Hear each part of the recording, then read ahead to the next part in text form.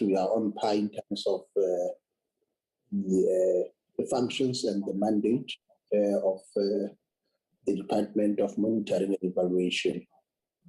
Hello, I'm in a meeting. Having said that, we will then ask honorable members to introduce themselves, and then following that, it will be the apologies that will be presented by the committee secretaries. Let me start with myself. My name is Kenny Muima. I'm the chairperson of the Select Committee. Can we allow other honorable members of the committee to introduce themselves? My name is Muhammad Dango. Thank you, Honorable Dango. Morning, morning, Honorable Chairperson and honorable members, our officials. My name is Honorable Mushudu from the Free State Province. Thank you very much, Honorable Chairperson. I'm the member of this committee. Thank you. Thank you, Honorable Mushoni. Are there other honorable members that must introduce themselves? Well, I'll introduce myself. Sorry, Chair, if I may go ahead. Yes, go ahead. Yeah, it's Jack Lund from the Western Cape. Thank you, Honorable Lund, for the introduction. Thank you, Chairperson. Can I go ahead? Yes. Yes. My name is Brenda Matebula. I'm representing the province of Limpopo. Thank you, Chair. Thank you, Honorable Brenda. It would have been good if honorable members can just open their video so that the team can know the person behind the voice, because this is our first meeting. If honorable members don't mind to do that, and there's no technical glitches that militate against that. What about you, Honorable Khalid? Sorry, I've just been allocated a new office. I'm trying to sort out I saw that the light is behind me.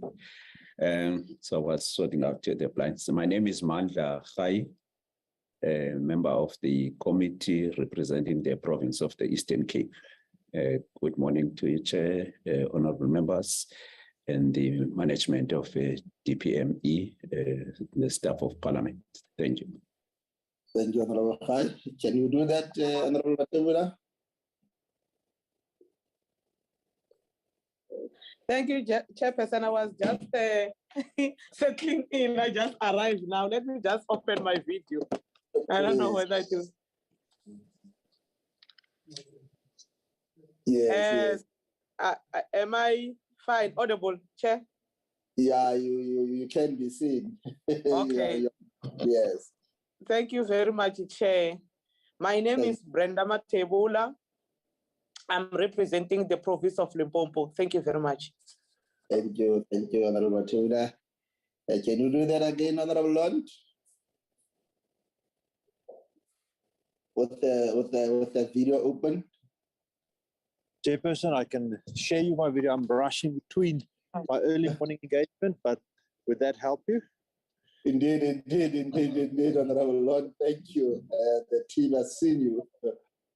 Honorable Dango, your video, can you open that?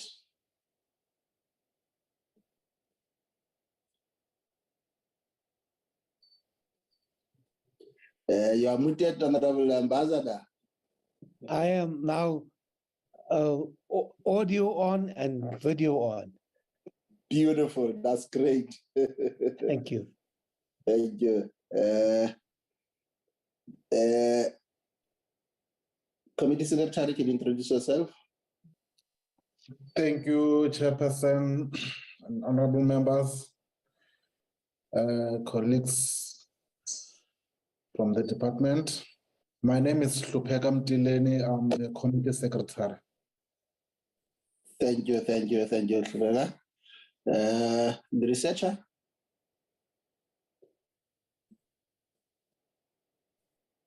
Chairperson, I think one logged in, but I can see the Parliamentary Communication Officer and also our committee assistant.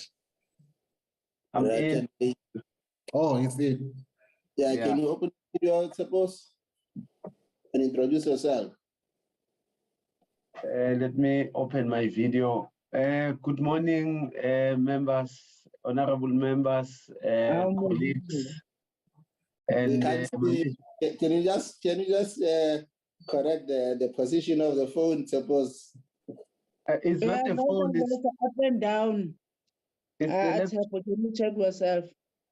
All right, no, it's fine. They can see you. It's okay. Thank you, suppose.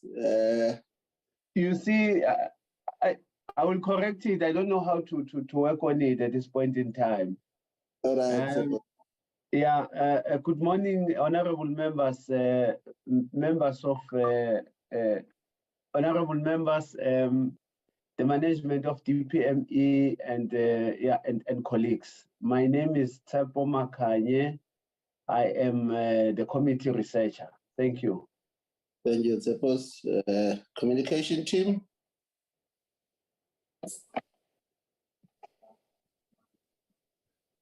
Chairperson.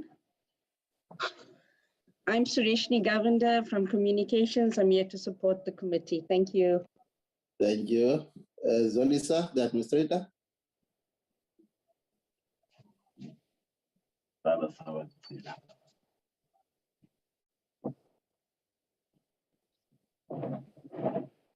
Can we then go to the next item, apologies, and then we'll then allow the team of the DPME to introduce themselves. Thank you, Chairperson. Chairperson, the apologies that we have received is apologies from the minister, the two deputy ministers. Thank you, Okay, Chairperson. thank you, Committee Secretary. Can we then, and also Honorable Mama Rakhani forwarded her apology, and we also have a standing apology of Honorable Landsman. Can we then allow the team of the DPME to introduce themselves, starting with the DG?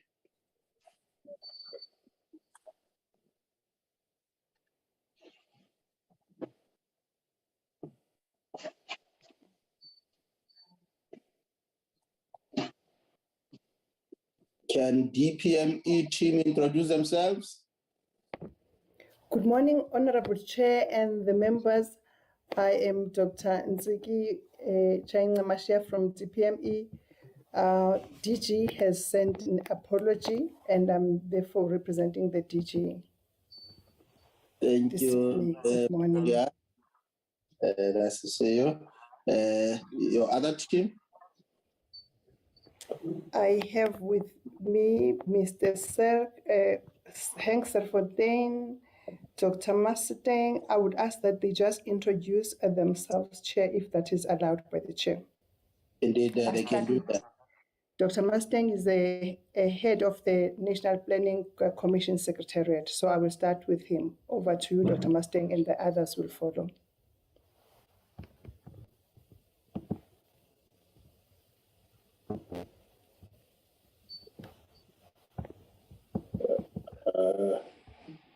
It looks like there are challenges on your side.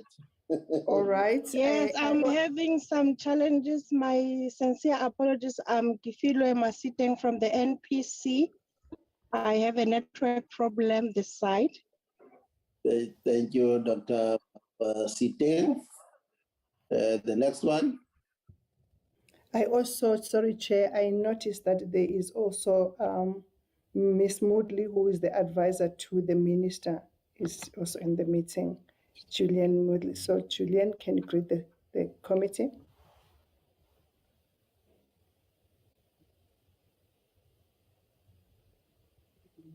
Julian.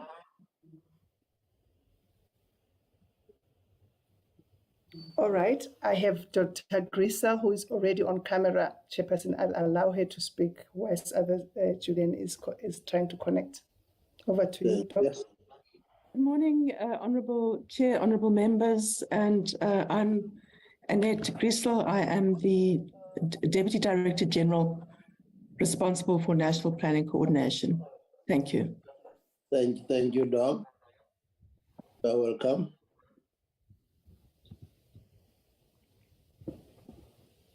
My name is Mahomo Chatsinde. Let me greet everybody, the chair and the honorable members. I'm the DDG responsible for sector monitoring. My name is Mahomo Chatsinde. Thank you very much. Thank you, Mema Khomo. You're welcome. And good morning. My name is Godfrey Mashamba. I'm the DDG responsible for evaluations and knowledge systems. Morning, Chairperson and members. Thank you. Thank you, Mr. Mashamba. You're welcome.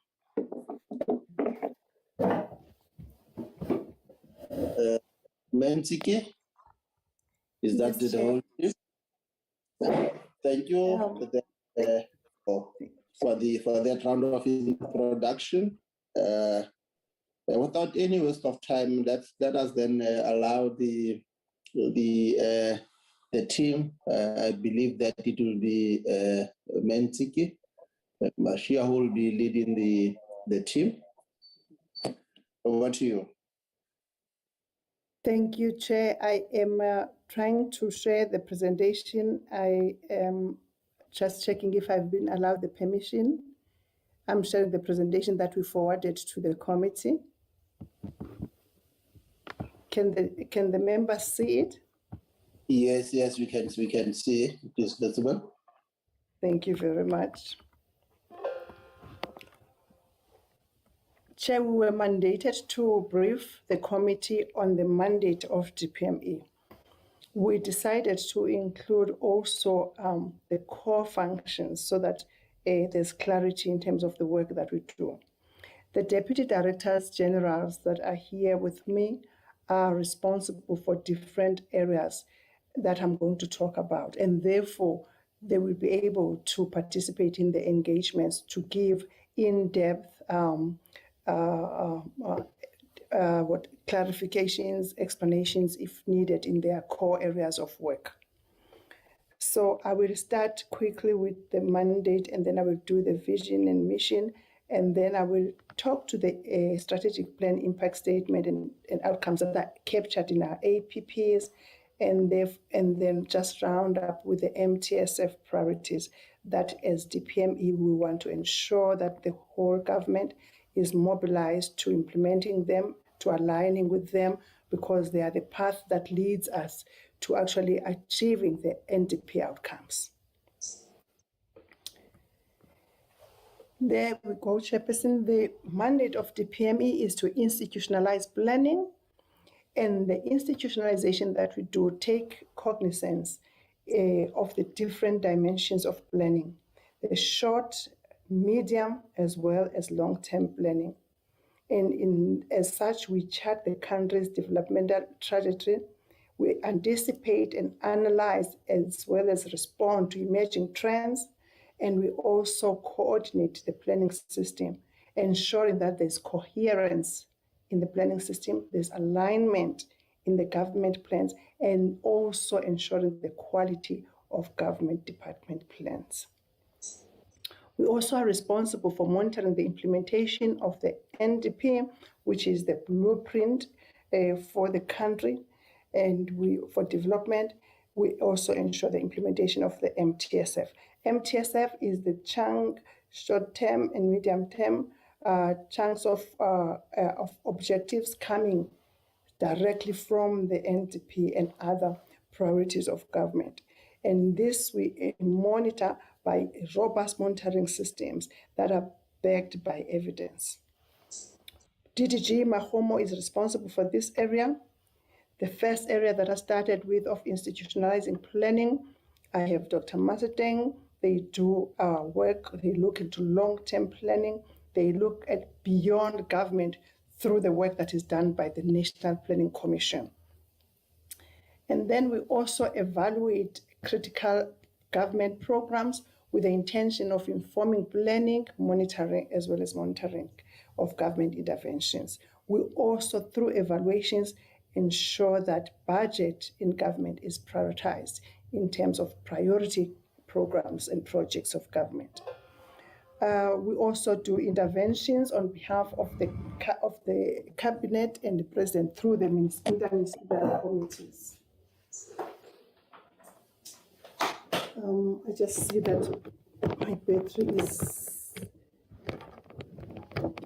getting finished. Just apologies, Chair. Let me just set up the battery.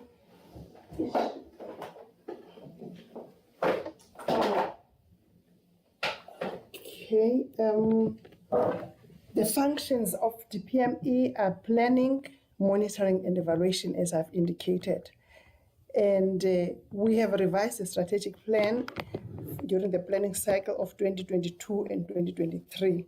And in the revision, we have looked at revised the vision, mission, and our value statement. We reconfirmed the impact statement and we revised the outcomes. The outcomes I will talk to, and therefore we have then established the performance measures of DPME based on the outcomes. And we have captured that one of the things that we have to ensure through those performance measures is improvement in the quality of government plans, as well as effective monitoring framework and systems that are based on the quality of M&E reports. And then also we have captured evaluations that are targeted towards the impact of policy on the life of the citizens of South Africa. So this is the new areas that we've captured in this current APP that we're implementing this year. Our vision is to be a leader and catalyst in achieving national development outcomes and impact in society. Our mission is to develop and coordinate evidence-based planning, monitoring, and evaluation of development outcomes and impact. Our values, Chair, have not changed. We are client-focused. We are a learning organization. We promote progressive and quality management practices, and we are accountable and also ensuring transparency. We want to see that as well throughout government.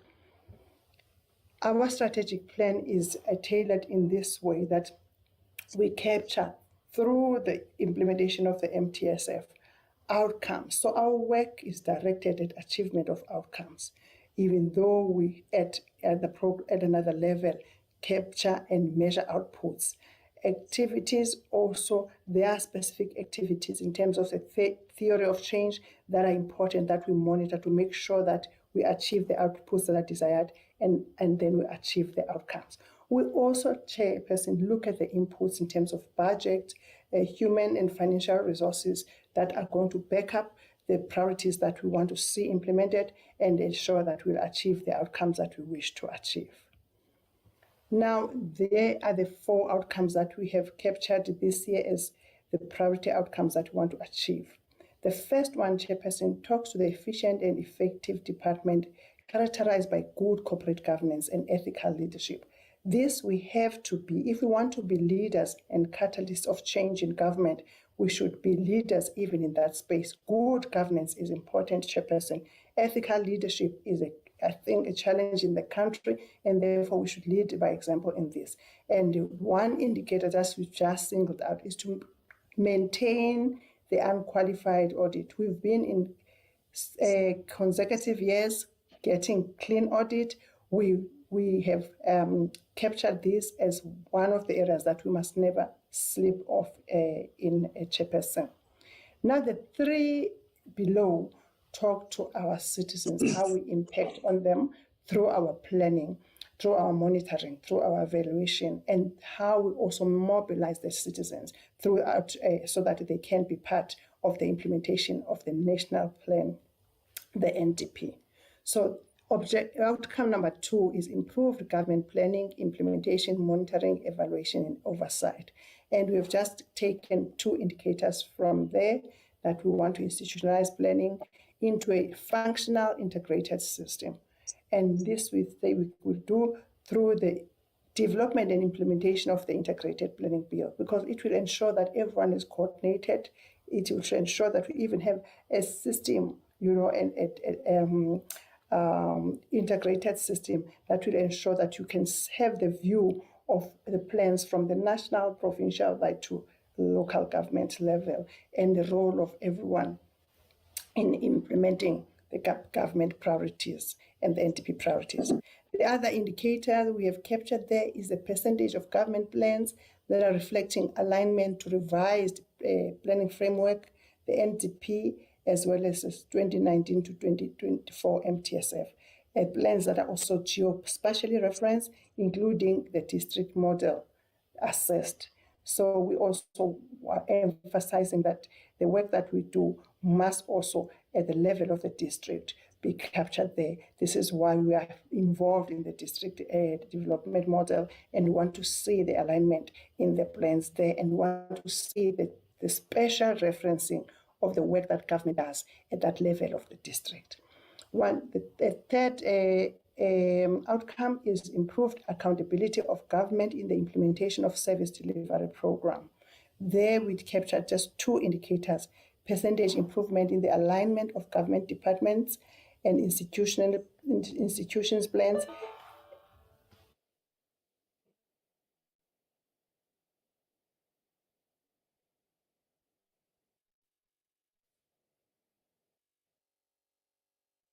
Memashia, was that your battery setting?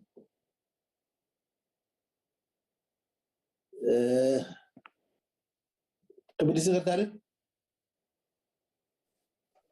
Thank you, Chair. It looks like the membership is disappearing.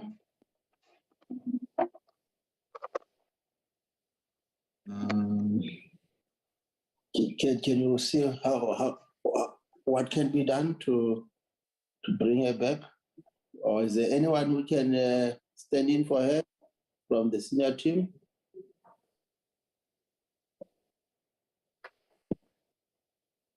Chair, I can continue until Dr. Nsiki comes back, if that's acceptable. It is acceptable. She's nearly at the end anyway. Dr. Fraser, you can do that. Thank you. So if we could just get the presentation back, but I do have the presentation. So Dr. Nsiki was speaking about the outcome relating to improved accountability of government. My apology. Can you give the doc the sharing right, Committee Secretary? Yes, Chairperson, she's been granted. All right. Okay, so you want me to project? Yes. Yes. All right, that's fine. I'll take a while.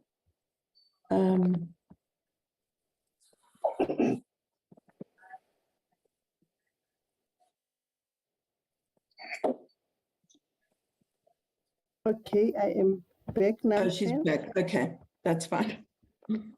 Thank you very much for assisting. Yes. Membership. Thank you. Yeah, Sorry can about. you fly the presentation then? Again, okay, there, okay. I hope you got your sharing rights again. Yes, I'm gonna just write it. Okay. Can the committee say? Yes. This one. Thank you. So I was on the third outcome, Chair, and I was doing the second indicator of that it is the improved utilization rate of evidence in planning.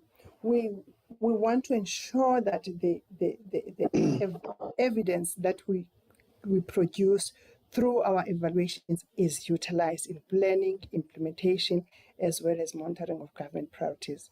This we do by producing evidence plans for government on an annual basis to guide the research, to guide evaluations, as well as data analysis. And this is also aimed at producing evidence-based policy planning and implementation. And as I said, Chairperson, the ultimate outcome, they want to see the impact of government programs on society, in the society. The last outcome there, citizens contributing to the implementation of the NDP and MTSF. This work is done jointly in Program 2 and as well as in the NDP, the work that is done by the National Planning Commission. So the indicator that we have captured there, Chairperson, is improved contribution of society in the implementation of the NDP as well as MTSF priorities. This will realize, the Chairperson, that government alone cannot be able to achieve the long-term plans of government. And therefore, it is important in our work that we mobilize stakeholders and rally them around the long-term plan of government so that we may be able to achieve the NDP goals. We know that we are left with few years to the target that we had set ourselves of 2030. So we have actually just put in a momentum in the work that we are doing in that space, especially in mobilizing of society, planning with them, allowing other stakeholders to come forward and say, these are the areas that we need to improve if you want to accelerate implementation of the NDP. So that is the outcomes that we captured this year.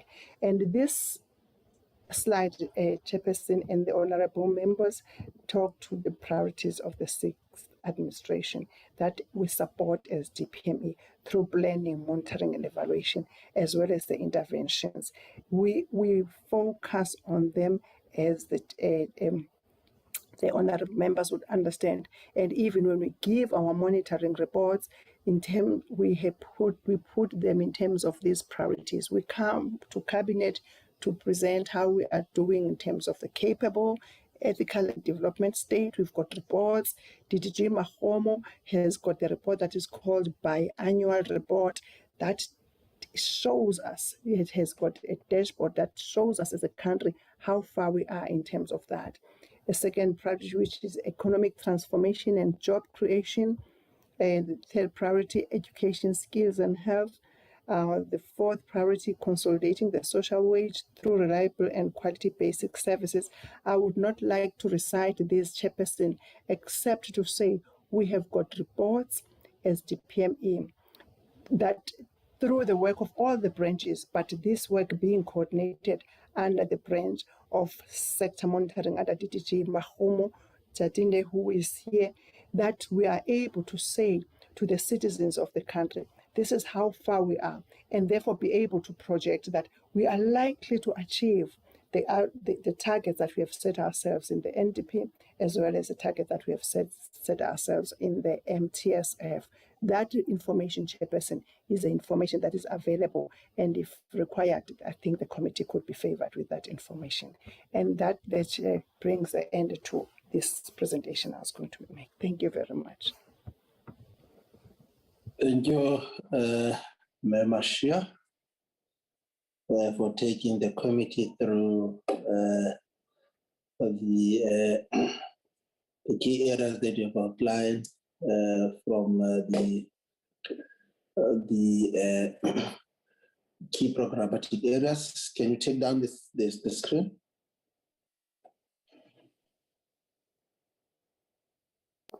Noted, Chair. I will unshare. Okay.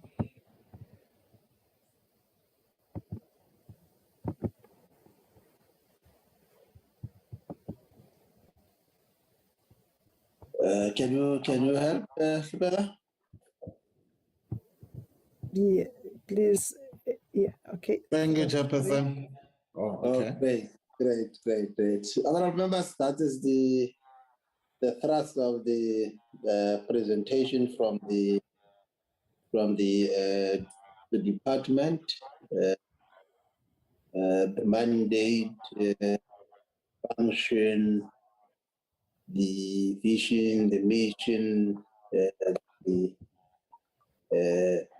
priorities of government articulated, and the outcomes that were expected.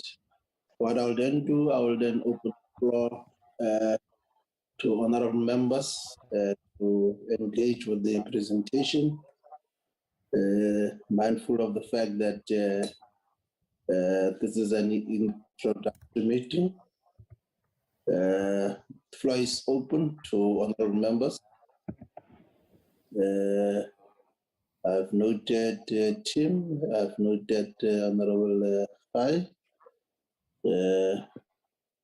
Let's start with Tim. Tim, can you also probably then introduce yourself as you take the floor? Thank you, Chairperson. This is Tim Broderset. I'm the representative from KZN. I also serve on this committee. Chairperson, first of all, I just want to apologize for being late to the meeting. Unfortunately, I was still flying in and I'm currently on the road from the airport. But anyway, I managed to catch the tail end of the presentation. Chairperson, the question I just wanted to ask is, and I've actually asked a question on this for our Thursday plenary session, but can we get some insight? In my research on the Department of Planning, Monitoring and Evaluation, there is a description on the department's website in terms of the role and functions of the department, is that part of it is urgent interventions in provinces and municipalities. Could the presenter, or I must apologize again, I'm not sure exactly who's there, but could we get clarity on what the actual meaning of urgent interventions in provinces and municipalities entails? I obviously understand the department does a lot of overarching planning and monitoring and evaluation, but it seems that it also has the function to urgently intervene in a situation in a province and a municipality. That's where I read it. I just want to make sure that I'm reading it correctly. If we could just get some clarity on that, I think that would help guide the way forward. Thank you, Chairperson. Thank you, Honorable Tim Prataseth. Honorable Khai. Thanks. So, thank you very much once again, Honorable Chair, for the opportunity, and also thanks Dr. Ntsiki for the presentation. Chair, firstly, I want to start by expressing our disappointment as a committee that this is the first meeting that we're interacting with the department. For us as a new committee, it's a new department. We don't know much about it, except like Honorable Tim is saying through research or Googling. We were at least expecting that the political leadership would honor the invitation, as it is the first meeting.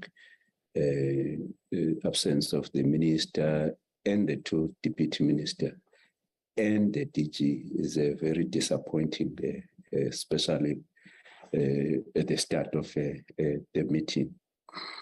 The second issue that I find disappointing is the presentation. I was saying that it's the first time that we'll be dealing with the department. So we just wanted to have an understanding, at least a basic understanding of what the department is all about. So that structurally also we have a picture how it is structured. 2 or 3, at least each of the program. I'm not saying they should table a annual plan, but at least basically what programs the department is dealing with, and the purpose of each program, the key objective of each program, and the key deliverables. For instance, I've also checked the programs. I see there's administration, the national planning coordination, sector monitoring, services, public sector monitoring, and capacity development, program evidence and knowledge system. on each one of those, at least it would have been good if we were to be taken through just on each one around the purpose of each of the program, the key objectives, the key deliverables, so that at least we know when we invited the department to table its APPs or quarterly reports or annual reports, or invite them to come and give us a briefing on specific program. So we know more or less what that program is all about, whether it's key objectives and key deliverables. So I don't know perhaps what the brief was, but I was expecting more than what we have presented with. Actually, when the department was first established, we had expectations that it would assist in evaluating and monitoring performance, particularly in provinces and municipalities. The challenges that are faced with municipalities, those would be picked up by the department even before the HE picks up some of the problems that relate to disclaimers, qualified audit opinion, all those audit opinion and the performance in terms of the plans. That personally was my expedition long before I came to Parliament, because it was established, I think, in 2009. So if that history could have also been given from 2009, what have been the achievement, what have been the challenges, the weaknesses, and all that. That kind of, because this is a workshop, to workshop members that will be that will oversight this department. So I had those expectations, which are disappointingly, I don't think they've been met. It is at a very high level, the presentation, but perhaps then we will get to know the department as we interact with it, over time. But I must express my disappointment that it is it's actually just 6 slides if you take out the cover page, page and the last page. It's just 6-page presentation. So yeah, but as I'm indicating, perhaps we'll know more about the department as we interact with it. Thank you very much. Thank you, Honorable Khai, for the questions. Honorable Matebula, what is yours? You are muted, Honorable Matebula. Thank you very much, Chair. I think Honorable Khai have touched the issue that I wanted to raise regarding the presentation, because I was trying to figure out what the department is dealing with, but I couldn't get a clear answers that I was looking for. But I can only ask the department one question, because I wanted them to dwell more on certain issues such as social cohesion and safety in communities. I wanted them to explain more on the work that they are going to do to make sure that there is safety in communities. But I couldn't get the clear understanding. If they can be able to explain to me more on what's their plan regarding the safety, especially in communities. And then they also indicated that their department is also dealing with the issue of planning, evaluating, and monitoring. I just wanted to ask them, especially regarding the issues of shortage of skills, especially in municipalities, as you can see that we've got a problem when it comes to local municipalities in terms of audit reports, and then especially and also on spending their finances. So I just wanted to know that their plan regarding the monitoring, especially in terms of shortage of skills in municipal, how are they going to handle it? Thank you, Chair. Thank you, Honorable Matebula. Let me then also pose some few questions from my side. Sorry, Chair. Honorable Bratistel. Sorry, Chair, before you do the final comments, if I may, with your permission. Yes, you can take the floor.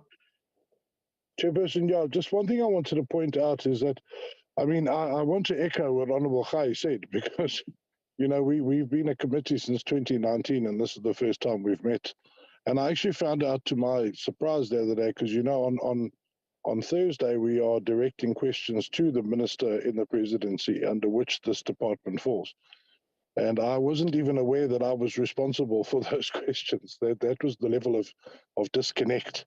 But I think, Chair, this is something that we need to also ask the Minister in the Presidency about, is that this ministry in the Presidency is the only department, it's the only ministry that does not have a portfolio committee that it accounts to. And I think possibly that's part of the problem. That maybe needs to be highlighted, and maybe that's something we can drive as a committee, that surely every ministry should be accountable to a portfolio committee. And it seems that, especially in the recent times, President Ramaphosa has assigned a lot of tasks that come up. For instance, the cannabis bill, NECOM, a lot of crisis points and issues in the country. The president has assigned to the presidency to deal with these, you know, very thorny issues.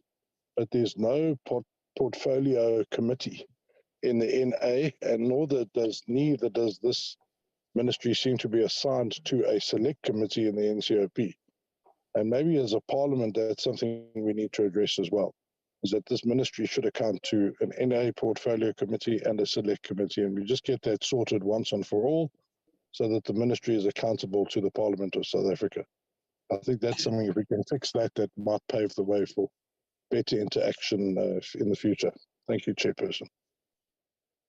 Thank you, Tim, for those comments. From my side, let me also welcome the presentation and put the following questions forward. The first one relates to the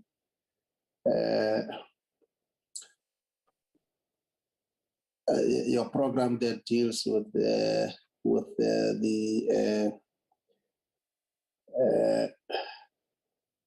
monitoring reviews against MTSF priorities, and I believe that this is how you then table it to cabinet to report.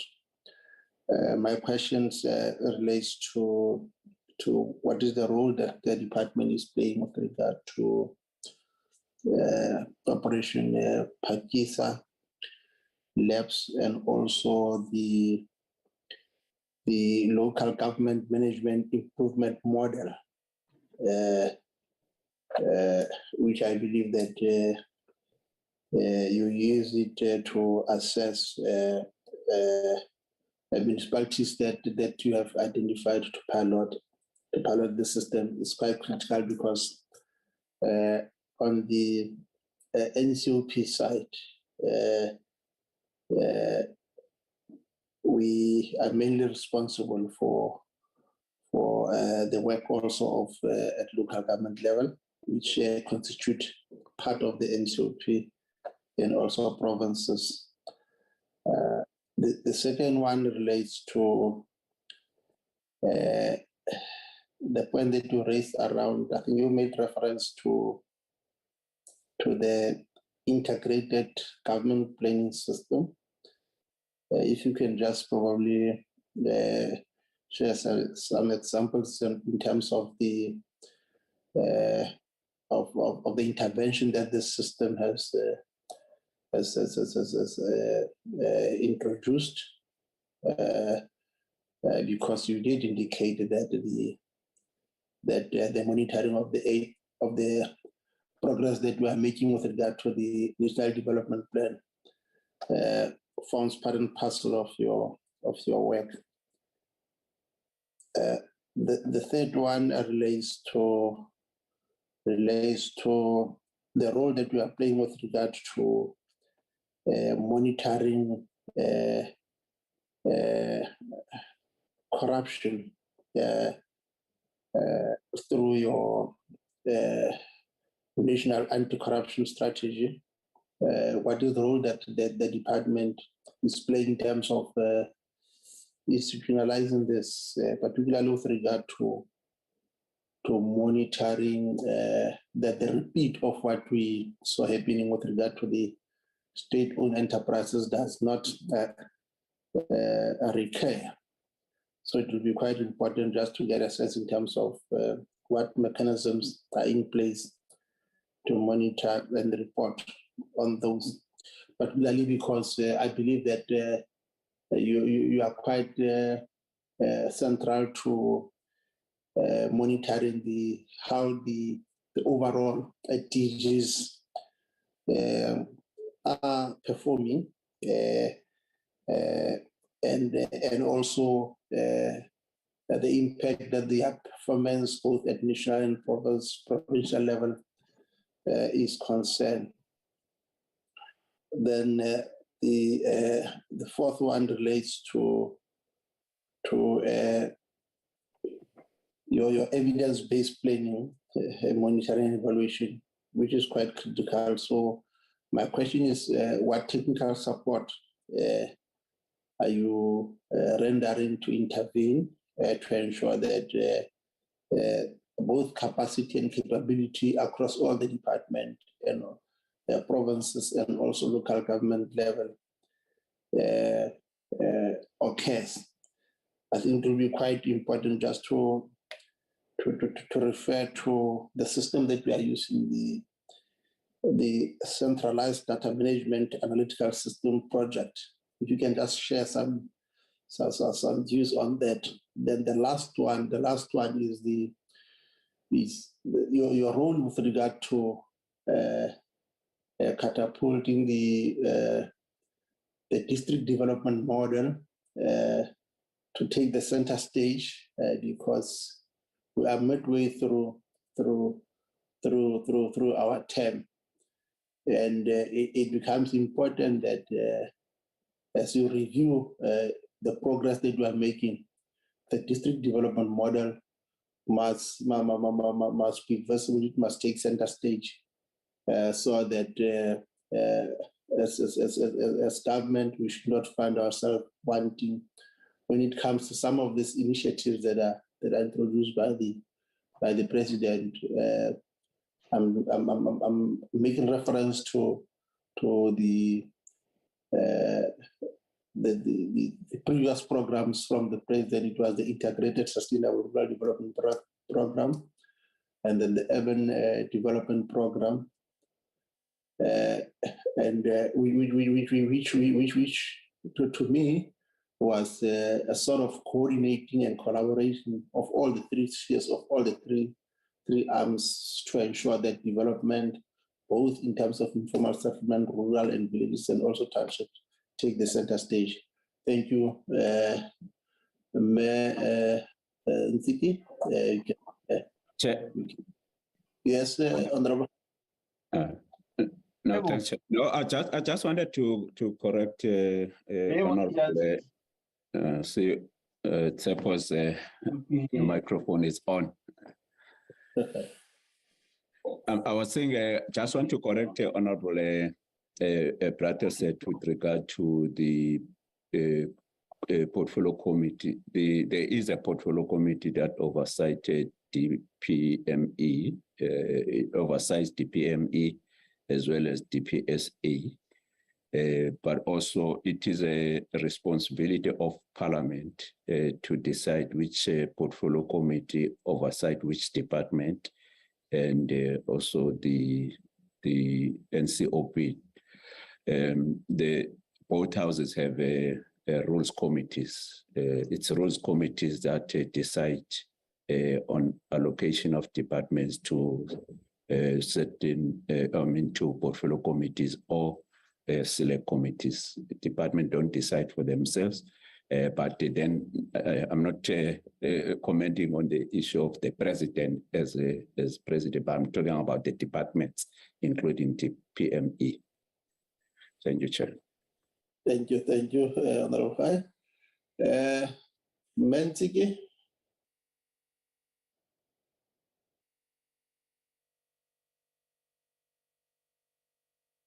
Thank you, Honorable Chair. Let me first apologize on behalf of the leadership of the PME, the DG, and as the brief that we were given, Chair, was that we must just share the mandate and the functions of the PME, which is what we had done. I think we were not privy to the information that is kind of like a workshop or induction. However, Chairperson, I understand the concerns of the honorable members that they want to know more about the department. And as such, Chairperson, I don't know if you would allow me. I said earlier on, we have all the DTGs of DPME in this meeting. So I could, Chairperson, if you allow me, flag the slide that shows the programs of DPME that show so that the Parliament, if we knew is what we supposed to present, we would have gladly shared that information. So I would share the slides and allow the DTGs to talk to their work, and I think that would be very helpful. But in the questions of what interventions do you do, as well as district development model, I would allow Mrs. Serfontaine to talk specifically to that. And I'm glad that it has been corrected that yes, we do report to the Portfolio Committee on Administration together with DPSA and GCIS. And so, Chairperson, you would guide me on moving forward, whether we just answer the questions or we flag the slide that has got the programs of DPME and the areas they focus on and allow the DDGs. We are at your service. I don't know how much time you have for us. Yes, you have until you have 30 minutes to respond, and then what we'll then do, you can respond to the questions in our interaction with you. We'll then probably isolate those problematic areas that we will be interacting with for future. I think you can just respond to questions and then, of course, not overlooking the fact that members have raised concern, which obviously also as sort of the chairperson side probably could have led to your confusion. Let's proceed and respond to questions in a manner that you are able to use space and the opportunity to induct members on your own. You can share with your delegation whichever way you want to respond to those questions. Thank you, Chairperson. I will then allow the DDGs to take the questions that pertain to their respective areas. But I would like to just share this to answer the question that was asking about the programs of DPME. I will just share that, Chairperson. No problem. Yes. Okay. Can the members see? Yes, we can see that. Okay, so there was an honorable member that was talking about since DPME was established, what have they been doing? DPME, as we know, it was established under the proclamation that was made in 2014 and out of the merger of the Department of Planning and Monitoring and Evaluation, as well as the NPC, which is supported by the Secretariat. I have talked to the mandate of the DPME and the MTSF. So I just wanted to bring again to the attention of the members that the Minister in the Presidency is also the chairperson of the National Planning Commission, which is point number 4, and oversees the work of Statistics South Africa, as well as GCIS and Brand South Africa. So that's all the work that the same minister oversees. And therefore, when we present to this committee that we report to as DPME, the minister presents the work that is done in all those areas. NPC is an independent advisory body, as the members are aware. However, its secretariat is located within DPME, which is why in our plan you will see the work that we do to support the Planning Commission and ensure the implementation of the NDP. So I just will be quickly going to I would like to talk to that in 2015 President appointed the NPC. However, we have also now currently there is a new National Planning Commission that have recently been appointed, and I think the Select Committee can invite them to come and engage them on how they are intending to take forward the work of National Planning Commission, given that we are left with few years of the NDP and their new commissioners. Okay, I think the slide will show the members just in a one slide how DPME coordinates the work of government through planning and ensuring implementation of MTSF, as well as influencing national budgets and also all of this wanting to see that is underpinned by spatial planning. So we know that there's an NDP, that all sector plans of government must ensure implementation of NDP, as well as the government priorities that we talked about. From there, we have the medium-term strategic framework that we drive implementation of it as DPME. Now we have the 2019 to 2024 that we're working towards. And then this work also influence the budget prioritization framework of government. So a DPME working with Treasury ensures that the priorities of government are funded, but DPME is able to say through evaluations, these are the programs that should be prioritized. Then this work also then, whatever has been prioritized must be captured in the annual performance plans. This year, DPME developed what is called a national annual strategic plan, which is what is going to show that the departments are implementing the priorities of government and can be measured annually. Okay, so also through this work, we also influence the medium-term budget policy statement as DPME, and these all give feedback to the national budgeting system that the members are aware of. The priorities I talked about, and there was a member who was interested in social cohesion. I wanted to say under priority 6, we have a special unit that is ensuring social cohesion as a priority, and is under sector monitoring. DDG Mahomo is going to answer that question, and talk more about the work that they do there. I wanted to also highlight their return on in red, that there are those cross-cutting focus areas that DPME look at, such as gender-based violence and women issues, youth, as well as people with disabilities.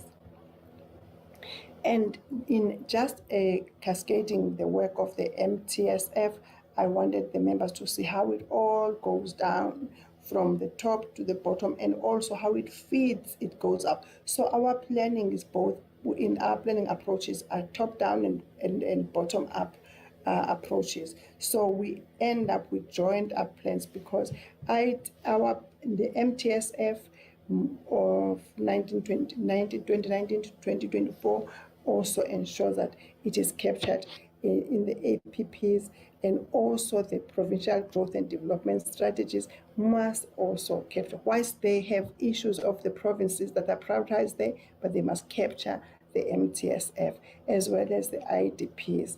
And we also ensure that what is in the IDPs, we keep an eye on it. So therefore, DPME contributes in planning at the national, provincial, as well as district level, especially when it comes to the national priorities.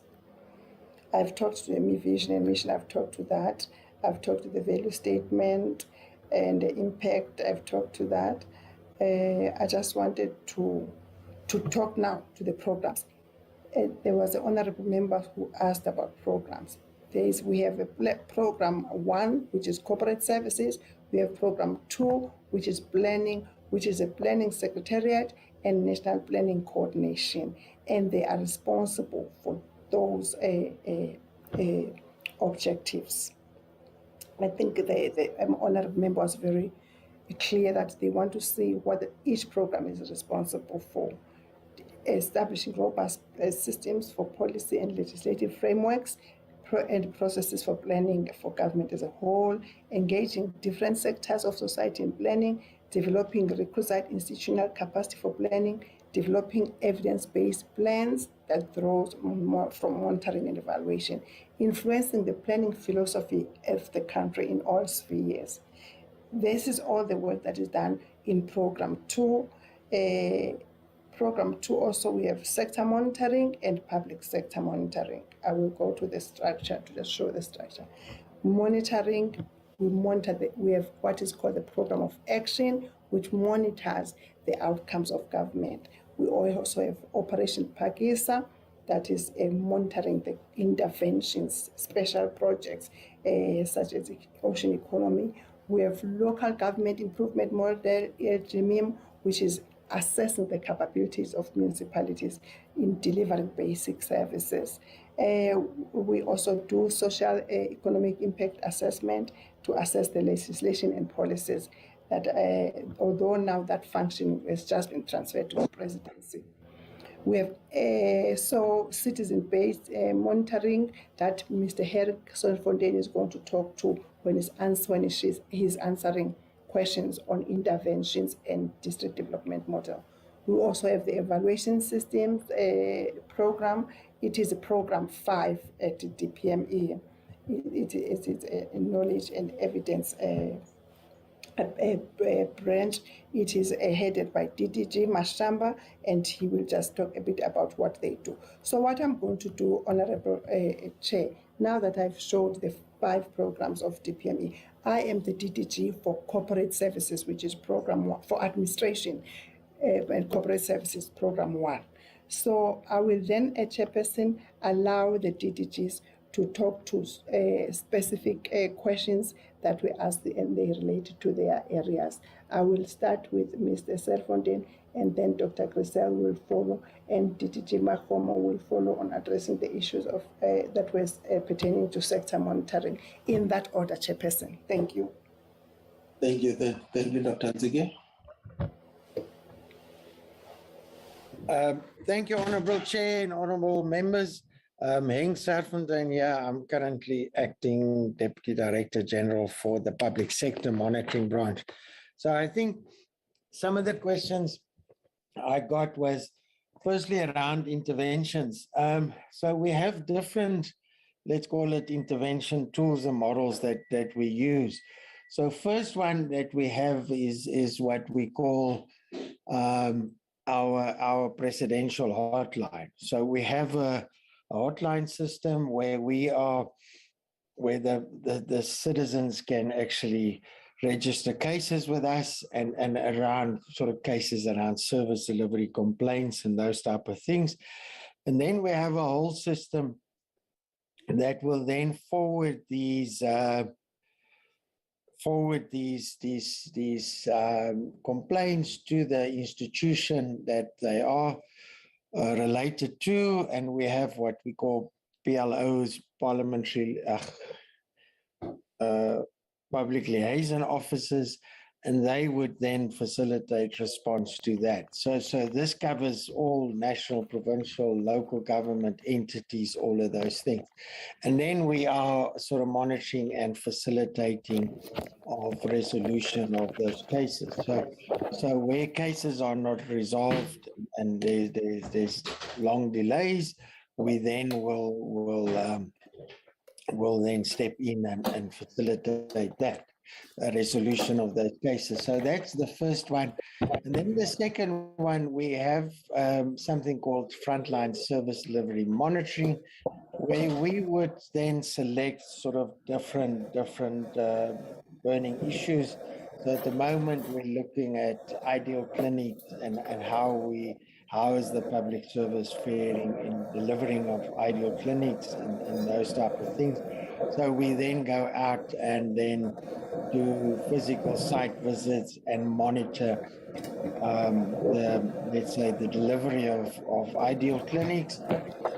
We just finished something called the Safe Schools, where we were looking at delivery of schools, sanitation and those type of things. And then we also come up with improvement plans, and then we then do regular monitoring of whether those improvements are happening or not. There's other interventions like your Section 100, 136, and then where I think we still busy with the Northwest, but I think there's withdrawal from the Northwest Section 100, where a national government then intervened in that, and so for Northwest intervention, it was led by our minister going forward. So I think that's the interventions from our side that we sort of doing. The other one, I heard one of the honourable members asking a question about our roles in the National Anti-Corruption Strategy. So yes, we were part of establishing the National Anti-Corruption Forum, assisting the president to establish those forums, as well as developing the strategy going forward. But also, and also one of the members also asked a question around what are we doing about the state capture and state capture commission reports. So what we have done is established a monitoring system and working with the different implementation agencies to then monitor and ensure that actions are taken both on the state capture, actually the SIU reports, and all those recommendations and referrals that the state capture, the SIU report, the SIU on the PPE corruptions, as well as now what we're doing is starting to track the implementation of the Zondo Commission going forward. So, and then I think I got another question from one of the members, honourable members, on the SOE governance and what we're doing about that.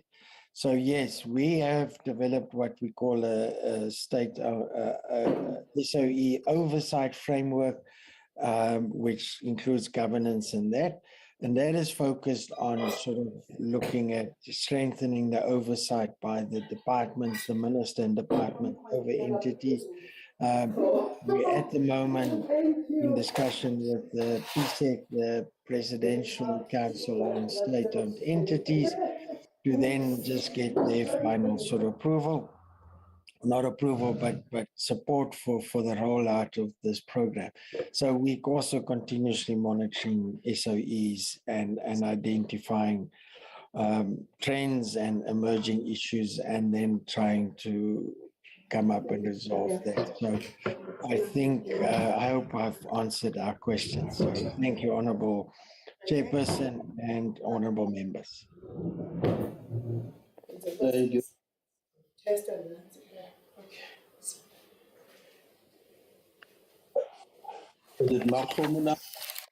I think it's myself.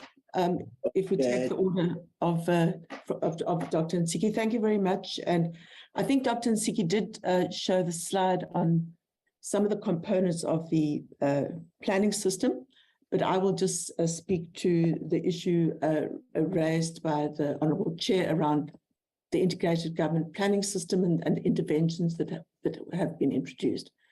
And we do see ourselves as DPME as the custodians of the national planning system, both its development and its implementation. And the overall objective is to ensure that the planning system contributes towards the achievement of the development goals. And that part of that is also ensuring harmonization and coherence of all the different plans, short, medium, and long, national, provincial, and local government sector plans, institutional plans, operational plans, infrastructure plans, et cetera, so that these are all aligned. And at least it doesn't mean they must be cut and paste, but it means the overall policy alignment and coherence is something that is quite important. So we are also moving, we feel that the planning system is relatively well institutionalized. The issue, though, is the extent to which the plans that we have in place are indeed sufficient quality, and also do they adequately reflect the results-based approach, the targets, and the appropriate indicators. One of the honourable members mentioned the issue of challenges. I think it's well known, and we recently did a diagnostic of the national and provincial planning system, including the manner in which it interacts with local government. And one of the prevailing issues that has been widely discussed is that there is a strong emphasis on compliance versus the emphasis on performance. So that remains something which we are busy engaging with multiple stakeholders on how to reform the overall planning system and to make it work better. We have policy and legislation. We've introduced the integrated policy framework, the policy framework for integrated planning. We also have revised the draft bill. It's now called the Integrated Development Planning Framework Bill, and that will be consulted in the current financial year, and we would be more than happy to bring those documents to this structure. We are emphasizing intergovernmental planning, improving intergovernmental planning methodologies, and utilizing new methodologies, including modeling, to improve intergovernmental planning, whilst acknowledging that the Constitution is very clear on the powers and functions of the different spheres of government.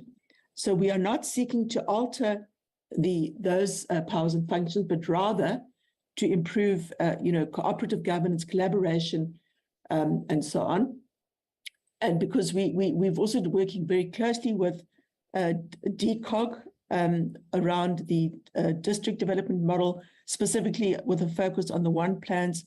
DPME chairs the Presidency Steering Committee on the District Development Model, which has a number of work streams, including monitoring, integrated planning and budgeting, because the one area that there still needs to, one plans have been developed, although we've done an analysis and looking at areas of improving the content and the approach of those one plans. But there's still a lot of work to be done on the one budget. The committee is also working with Treasury on that. We did localization guidelines, which have been adopted by the FOSAD clusters, on also the alignment of the medium-term plan with the one plans of the district development model.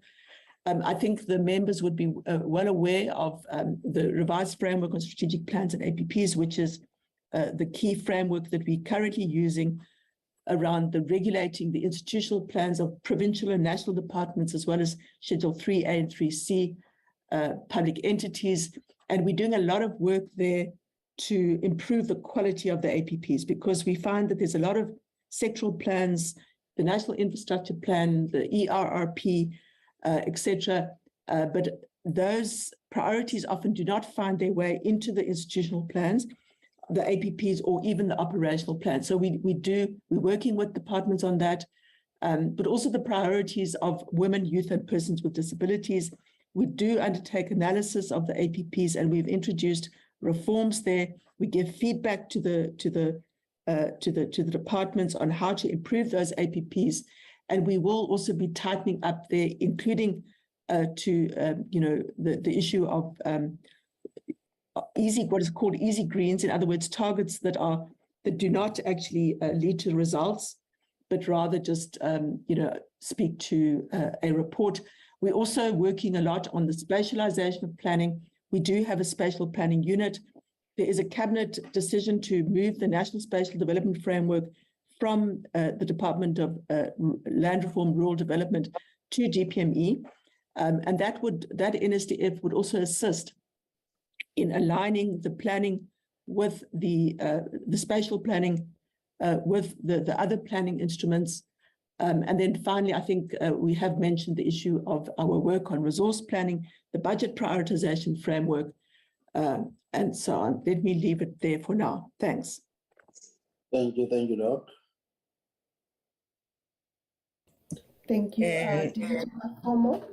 Thank you very much, Chair, members of the committee. I think most of the questions were coming from my area, but I will try by as much as I can to answer here and there. But I think what is important is that we need to most probably come back with the report, so that at least we could be able to cover the areas well, and the committee really have the idea of what we're doing and how can they use ourselves as well as the products of our work, in what the committee is doing. My section is I'm responsible for sector monitoring. Sector monitoring has got about 7, 8 chief directorates or sections. That is where now all those priorities, 7 priorities of government are actually looked after, which we are monitoring that.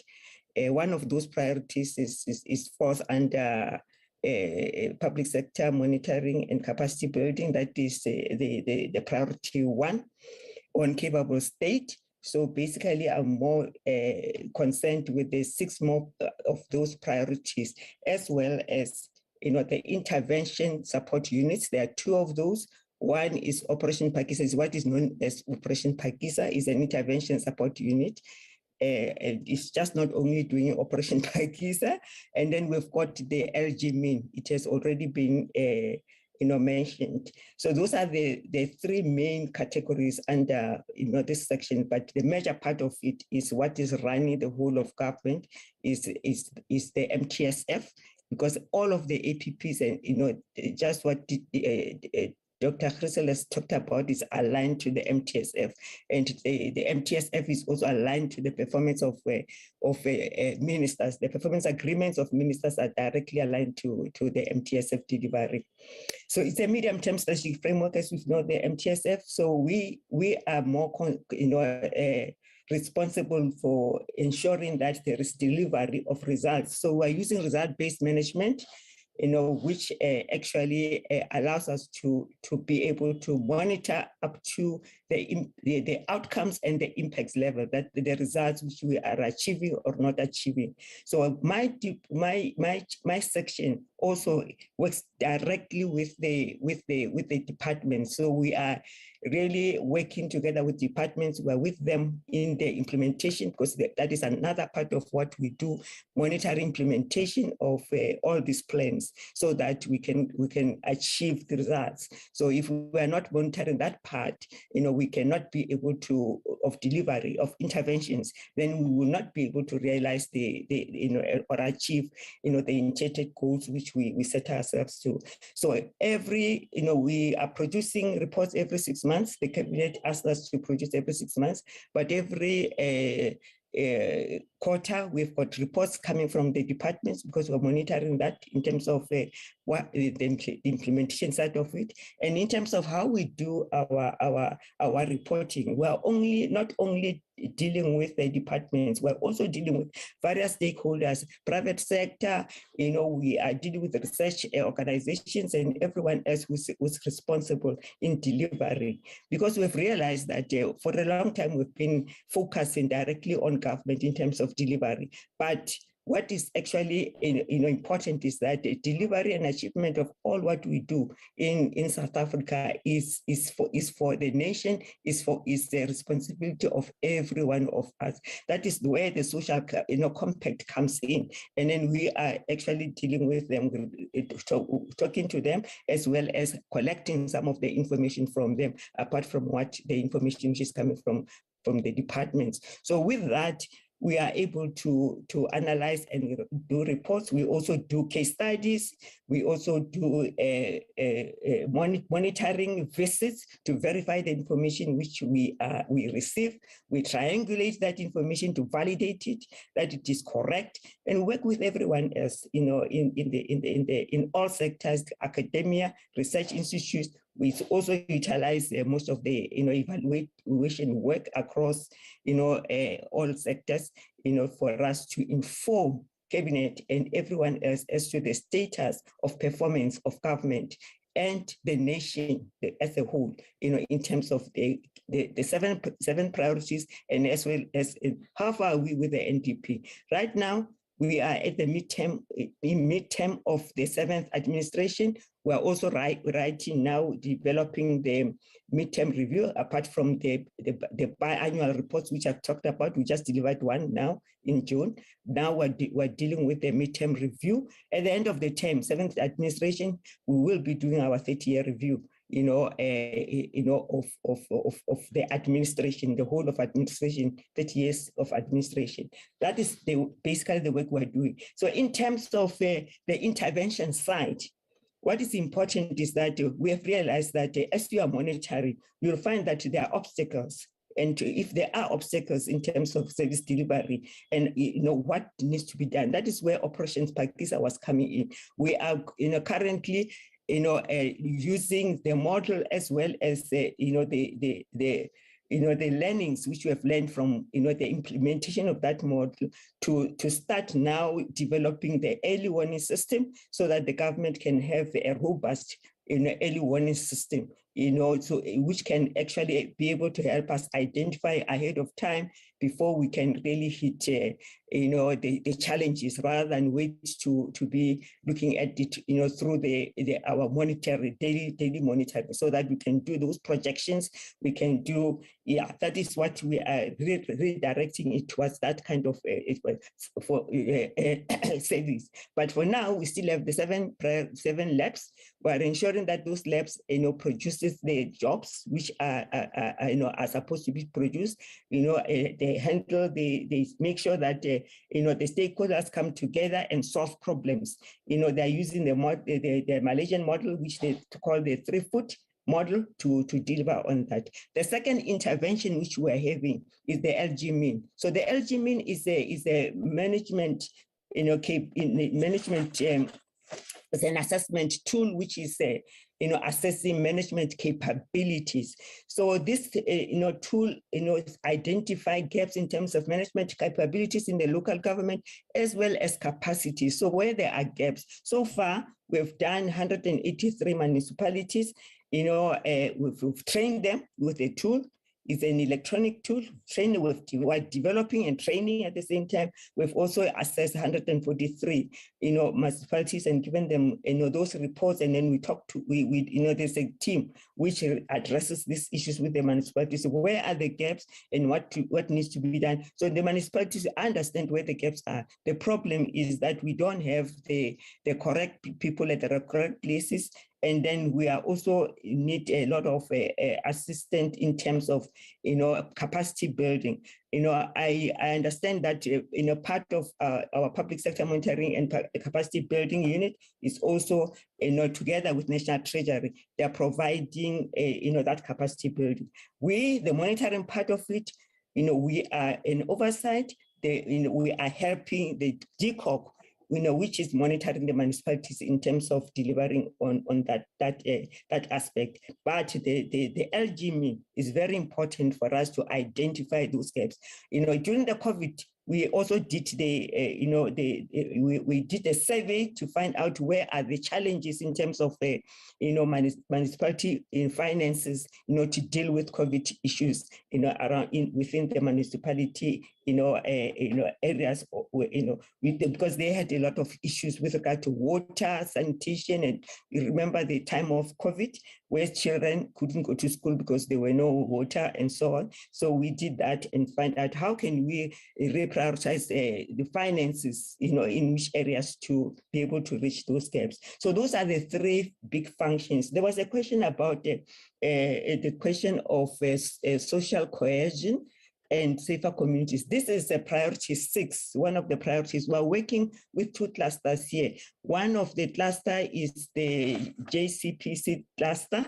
That is the Justice, Police and Security cluster. We work together with them in that cluster to deal with the issues around security and policing. The major challenge which we are having right now, apart from the escalation of challenges which we are experiencing now, is more on the commercial part of it, where the infrastructure is being ruined. You can understand what happens to the electricity, the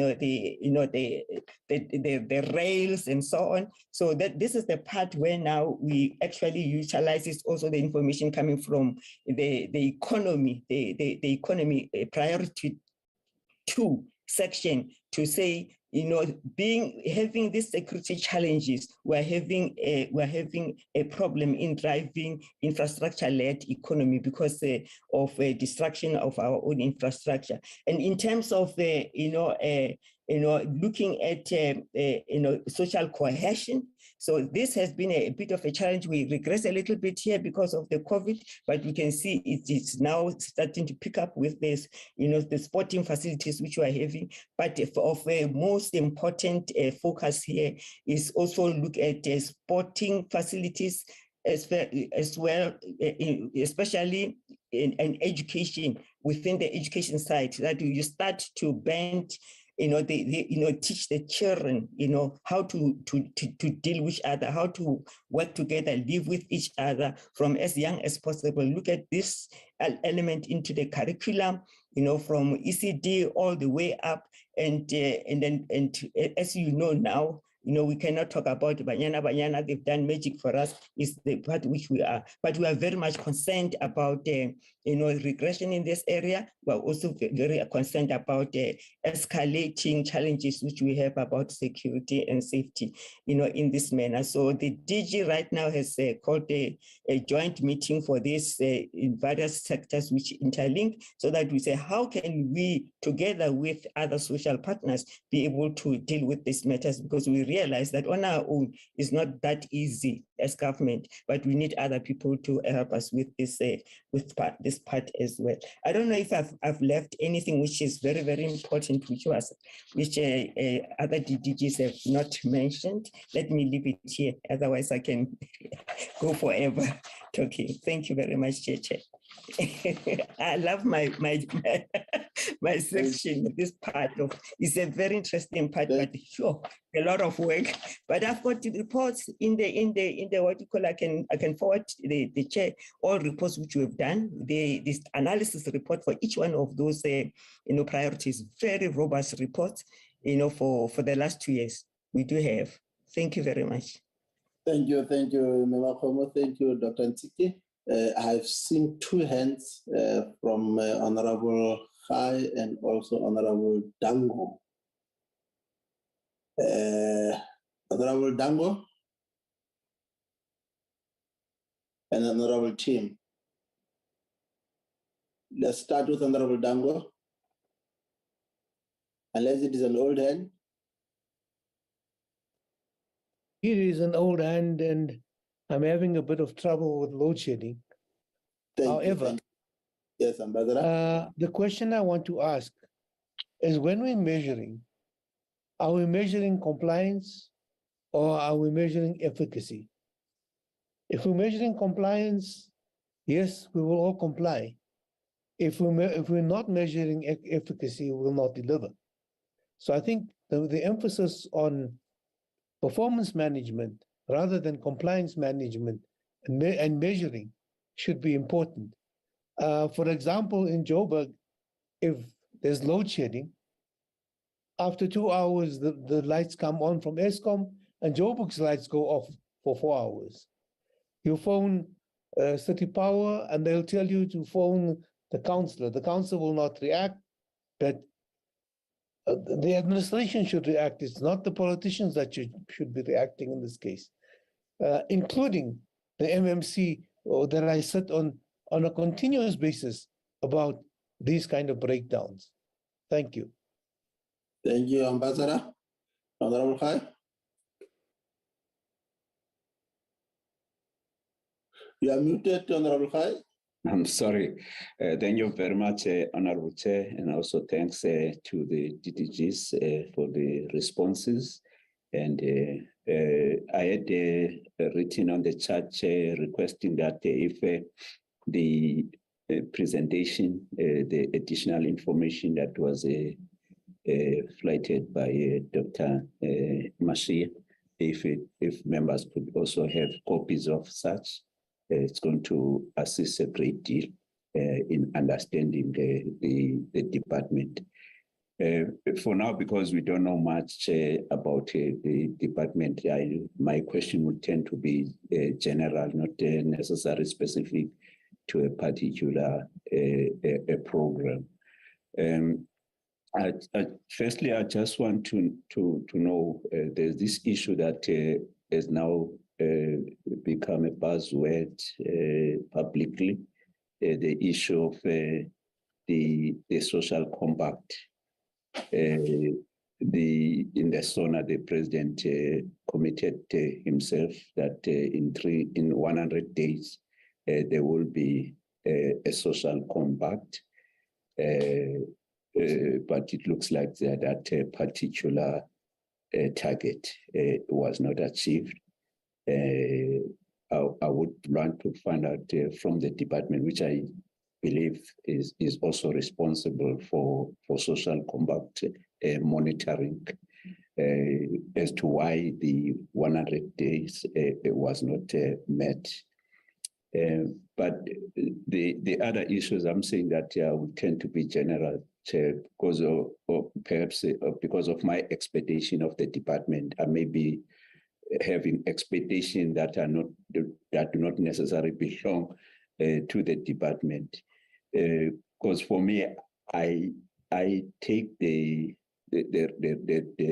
report around the work of the department, but for me, it is the impact that will show the success of the department, the impact on the ground, the kind of things around service delivery that are happening on the ground, the challenges there.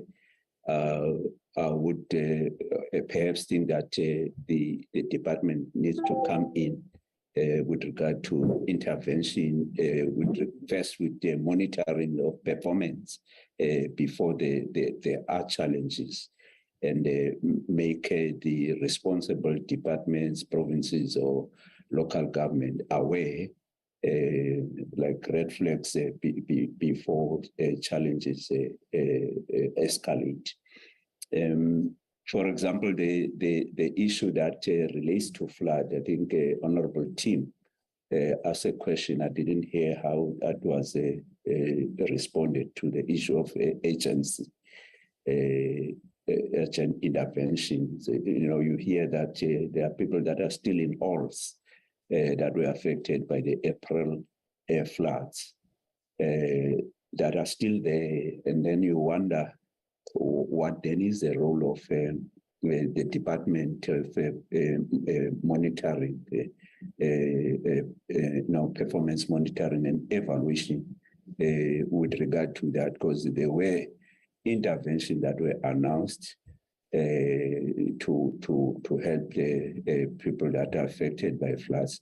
But you find that from time to time, there's not much progress with regard to that. There have been complaints from provinces and municipalities, first about the allocation of 1 billion, the emergency grants that make up the 1 billion. It took some time before those were allocated to relevant departments or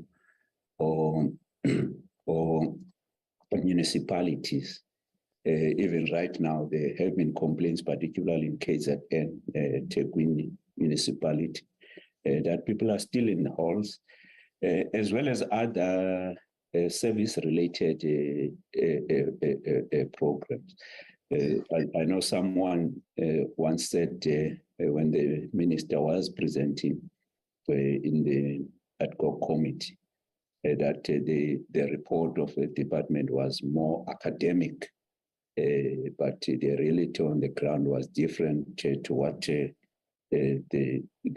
department was presenting, to the extent that, in fact, in response to that, the minister was saying that they're going to develop a matrix that was going to talk to the issues of interventions that the departments were going to embark upon. To date, that matrix has not been tabled to any of the structures that monitor the issue of floods and its impact. So I'm saying generally with this department, I thought that things like challenges of civil delivery will be the thing of the pastors. It is responsible for monitoring and bring to the attention of those responsible to fix such problems. Monies that are returned to treasury not being used by provinces, departments. As I indicated earlier, the audit outcomes of many of the municipalities have not been able to achieve a clean audits. Very few municipalities have been able to achieve a clean audits. And then you wonder what then this department is doing. Why can't they pick up these things and bring them to the attention of concerned departments, municipalities, and so forth? Because for me, what the president was talking that AG should be doing with regard to real-time audit. For me, real-time audit, I'm not saying on finances, but just on performance, real-time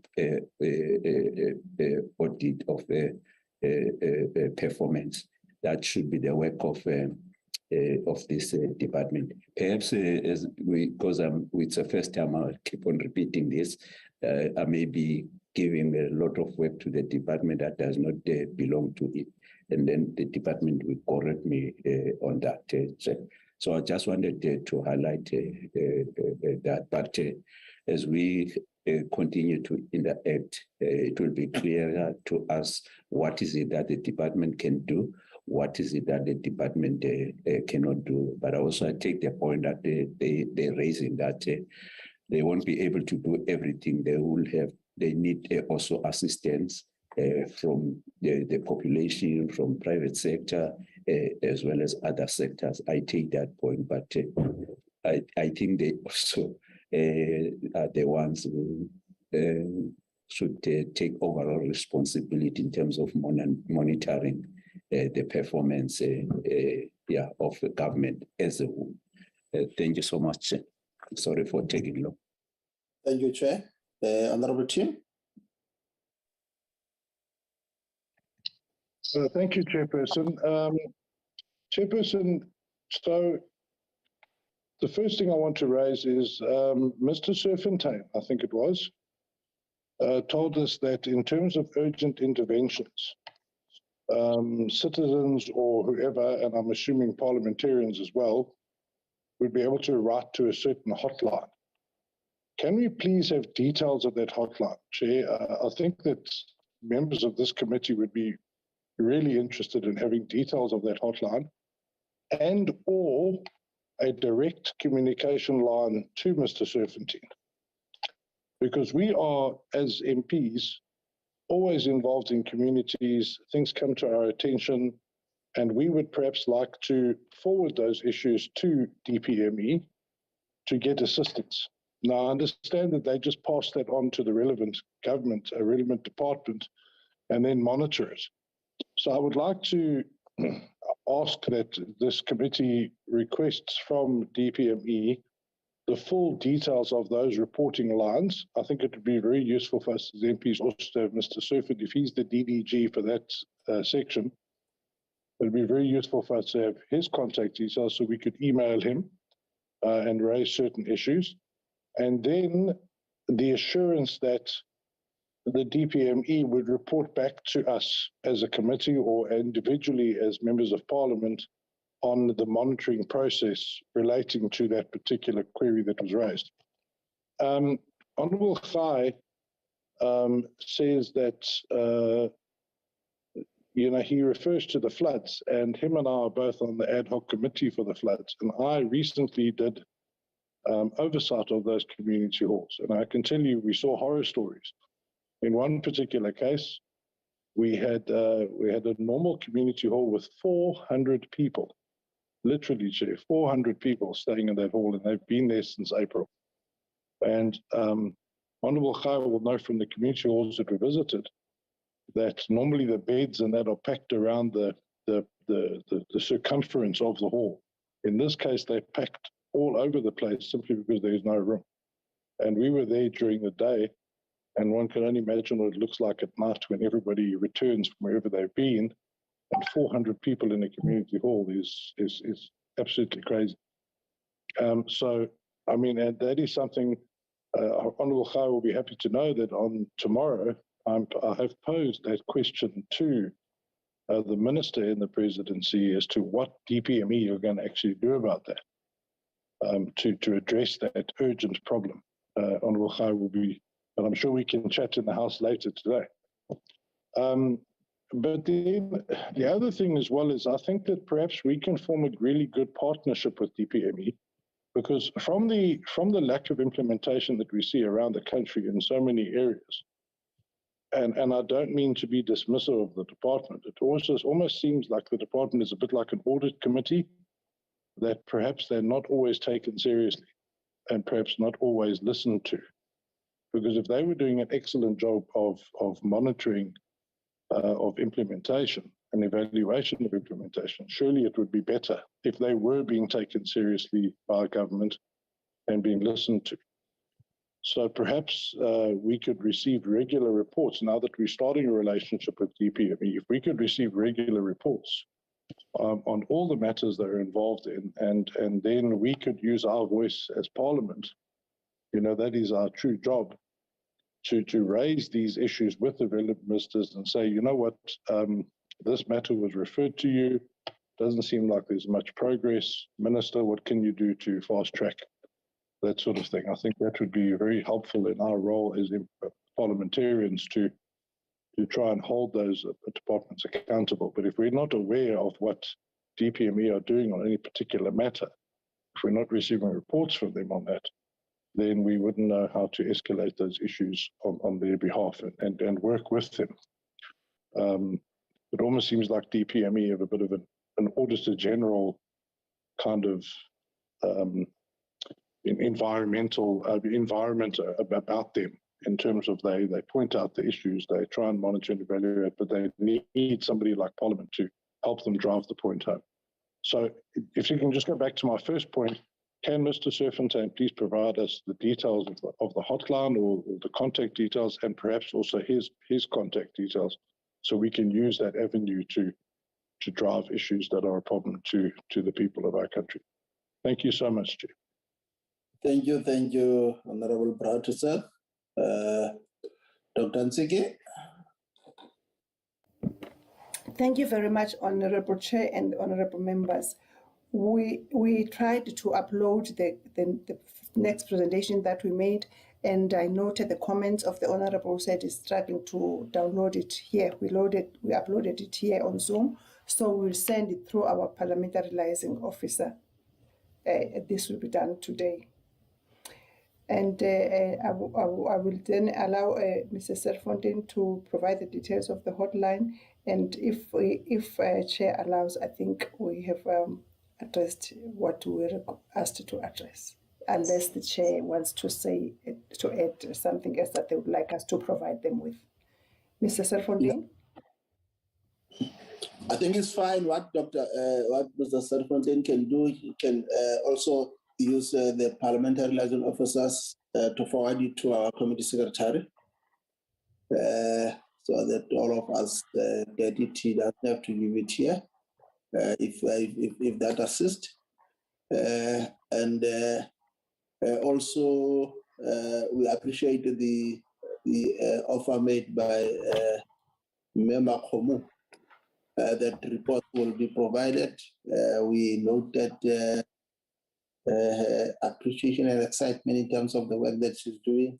That will assist us in terms of appreciating the work of the department.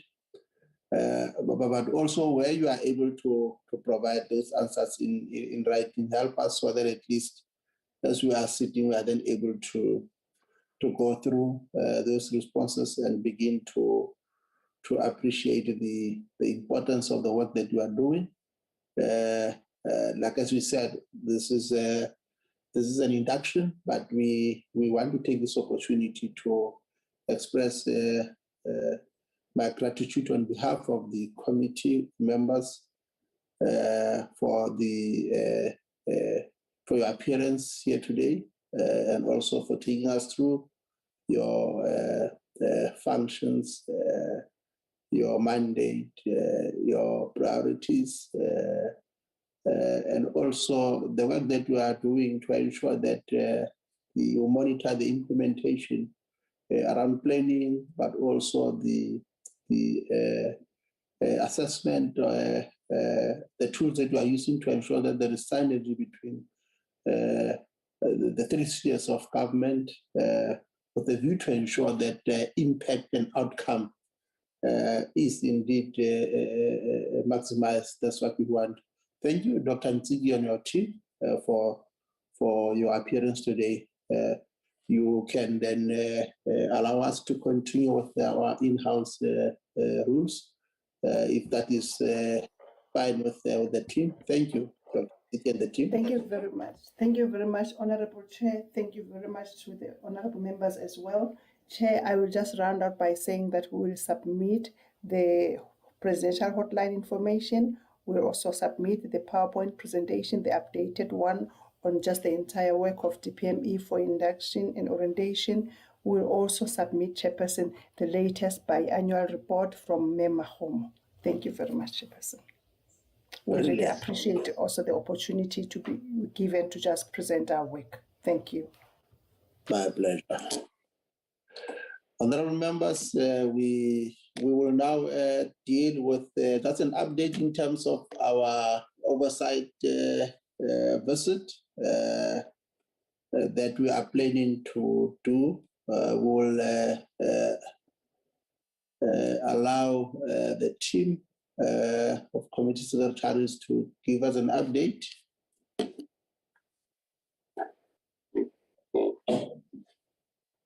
I propose that we defer the minutes to the next meeting. Over to you, Klupega. Thank you, Chairperson. I will request my colleague Madia to take member through the preparation on the oversight. Madia, the floor is yours. Thank you, Chairperson, and thank you, Klopeka. I can report that the preparations for the oversight currently is actually at an advanced stage. We have communicated with all the stakeholders who have confirmed that they are aware of our visit and they are actually they are making preparations for it. In preparation for the oversight visit from the national departments, we've actually requested that they submit a report to the committee just to assist the members with the preparations for the oversight visit. The due date for that report is this coming Friday, the 5th of August. In terms of the presentations we will be receiving from the provincial departments and also from the municipalities, we are actually going to be receiving those presentations in advance as well. Those presentations will be submitted to the committee next week, Friday. The due date for the submission of that presentation is next week, Friday. In terms of logistical arrangements, we've already received political approval for the oversight. Our committee assistant Enrico is currently busy with the financial application, which is in the process of being processed right now with the relevant signatures.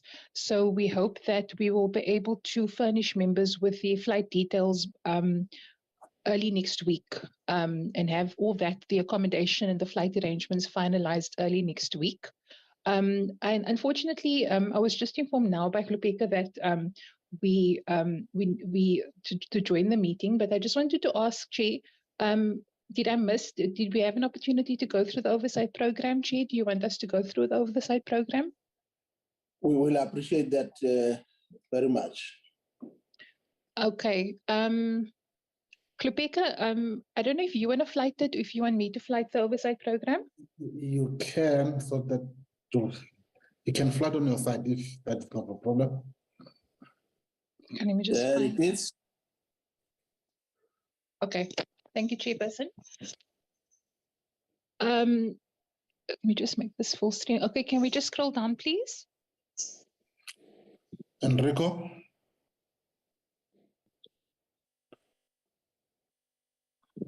Okay. Okay. So we will be departing on Monday, the 15th of August. Members will be traveling from the constituency to Sishen Airport, and then the members will sleep in Kuruman the night of the Monday, the 15th of August. If you can please scroll down. Our first meeting will actually be at the John Talo Gatewe district in Kuruman. There we will be meeting with all the local municipalities.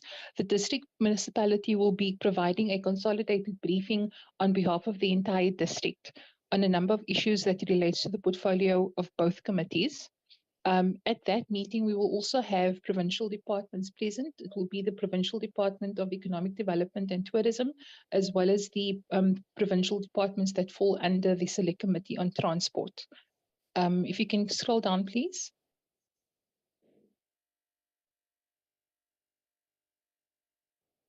Also in attendance at that meeting, we've got the Northern Cape Economic Development, Trade and Investment and Promotion Agency, and various other stakeholders from the national departments. We've also asked that the entities that report to both committees are present. So for example, one of the site visits that were identified was to a program funded through the Black Industrialist Program, and it was funded by the Industrial Development Corporation. So officials, for example, from the Industrial Development Corporation will also be on hand at that meeting to respond to any questions that members may have. Can you scroll down, please? Okay, can I just make a correction on the Kalahari? There's no municipality called Kalahari, local municipality. There is Ishamahara, Iskaswanyana, is Jomorolong, it's John District Municipality.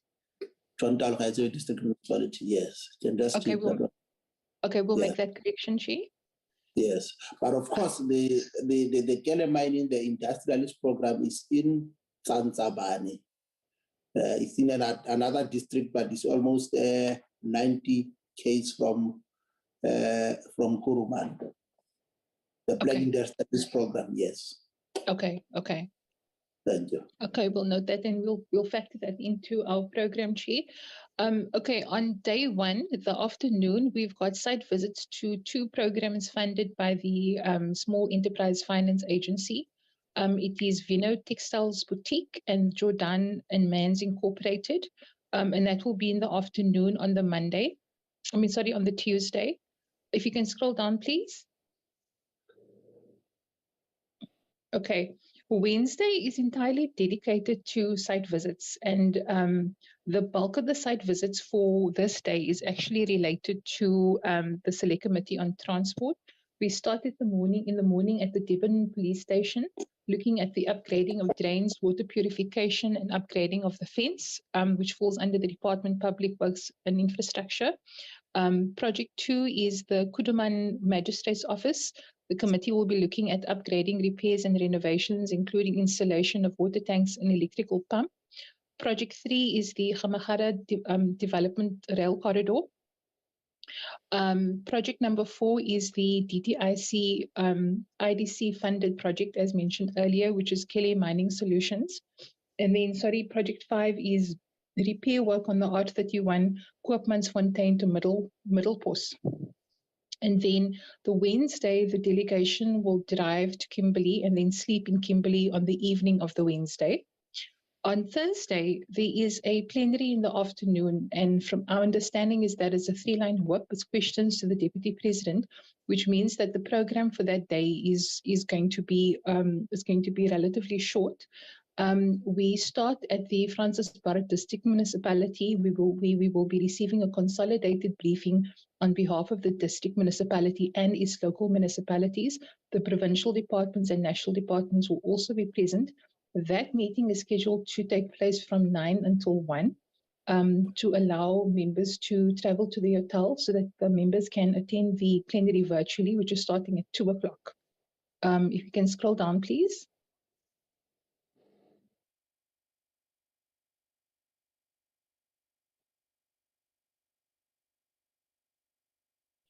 Okay, and then on Friday, scroll down further, Enrico. And then on Friday, we've got 3 site visits. The first site visit is to the Labour Centre in Kimberley. The second site visit is to the Kimberley High Court, including Master's Office installation of air conditioners, and that falls under the Department of Public Works and Infrastructure. And then the third project is a project that falls and is funded by the Department of Tourism, which is the Platfontein Lodge. We conclude the day after the third site visit, and then members will fly to Kimberley to Johannesburg, taking the last flight from Kimberley to Johannesburg, sleep in Johannesburg, and then depart on Saturday morning to the relative constituencies. Thank you, Maria, for that. On the program,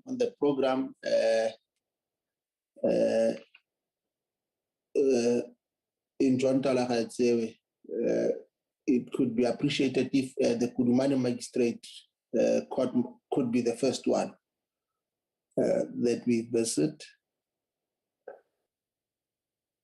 so that once we are out of Kuruman, we don't have to go back.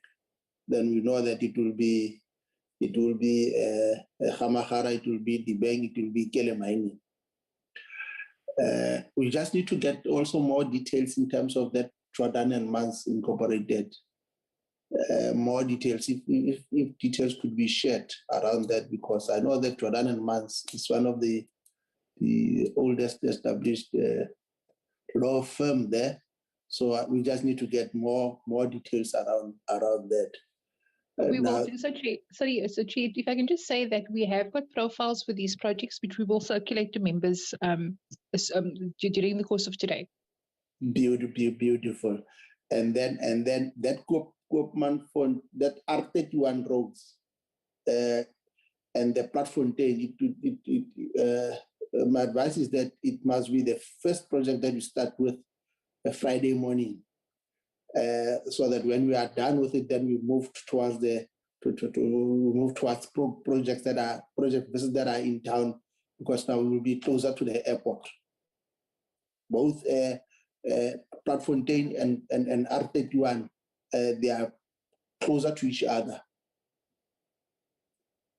all of them are in Kimberley, but they are closer to each other, but they are outside the town, but they are very close to Kimberley. So it will be advisable that we start with them and then we move towards to all those that are in Kimberley town. That is the input that I want to make. I have noted Honorable Tim and also Honorable Dango. Thank you, Chairperson. Chairperson, I'd just like to know who is responsible for the flights. I'd just like to have a conversation with that person regarding the various flights to and from the Northern Cape, please. If I could just be advised of that, I will interact with them directly. Thank you. Thank you, Honorable Tim. Honorable Dango. Thank you, Chairperson. Chairperson, the Chief Whip and the Whip had given me leave not to go on that particular trip because of particular circumstances in the family. Those circumstances have changed somewhat now, but I think I should still request to be excused from the trip. Chairperson, I had spoken to Honorable Khai about that. Sorry I didn't speak to you about that. Thank you. Thank you, Honorable Dango. Back to Madia and Flipela. Thank you, Chairperson. I just want to understand something from you about the R31. Because in the planning, then it was on Wednesday. It was on Wednesday. So you want us to do the R31 on Friday? Yes, it's in Kimberley, and it's like when you drive from Kuruman, before you reach that R31, you reach the Platfontein guest house. So hence I'm saying that they are very close to each other. So let's put them on Friday morning. Thank you, Chair. Yes, thank you. Maria? Thanks, Chi. Lupika just asked a question that I wanted to ask. So thanks for that clarity. I just wanted to say, Mr. Brotherson, in terms of flight arrangements, the person to speak to would be Enrico. Thank you. So therefore, Enrico will closely liaise with Tim, just in terms of the intervention that he is seeking. Any further inputs from honorable members?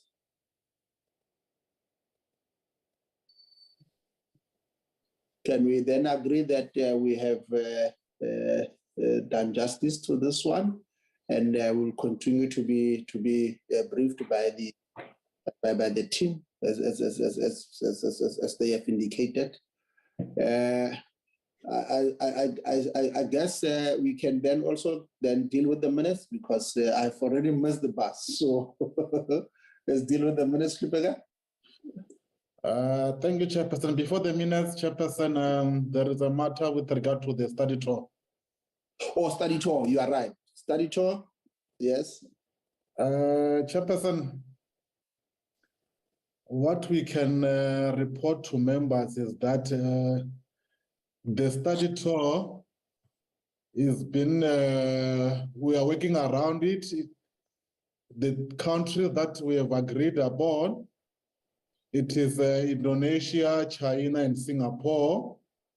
And the date that at least we are and marking, it will be in January. So that is what it is we can report right now with the study tour. And also, we'll also urge members, those whose passports might have expired or about to expire, they must check, then inform us. Those that has expired, then they must also inform us so that at least we can start, working on the passports. Thank you, Chairperson. Chi, can I add, Chi? Yes, Maria. Yes, Chi. Just to add to what Lupeka said, if I can just indicate that we have already written to DIRCO, because all of the arrangements as far as international study tours is concerned is handled by the embassy in those respective countries. And we actually depend on the embassy to provide us with quotations so that we can put that into our financial application. We've also spoken to them about informing, just to alert the embassy that we're coming so that they know what the intention is behind the study tour so that they are aware of it. As soon as we've received all the necessary approvals, they will then start liaising with the stakeholders that they need to liaise with on that side. So just to say that just where we are at the moment is we're just waiting for the quotations from DIRCO so that we can start preparing our financial application and our political application as well. Thank you, Maria.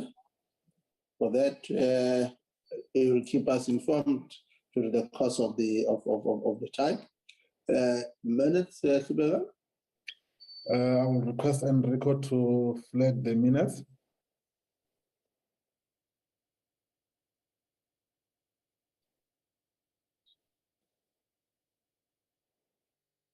That's the minutes of the 22nd of June, where we received an update from PRAZA on the progress report regarding modernization of passenger rail and rehabilitation of the passenger rail network in 10 priority corridors. The first part deals with the attendees to the meetings and also the apologies that were received. And then the guests from PRAZA and also the department. That's the committee management team and the support team. Those were the issues that were covered. Apologies. Then the key areas that are covered by the presentation, and then the comments made by members from 4.1 up to 4.9. That's also the last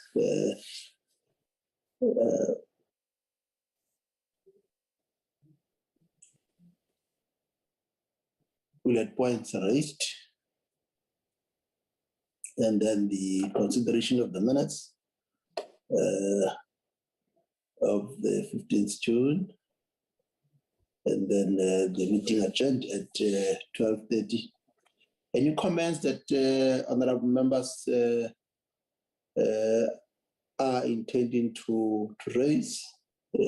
Addition, subtraction?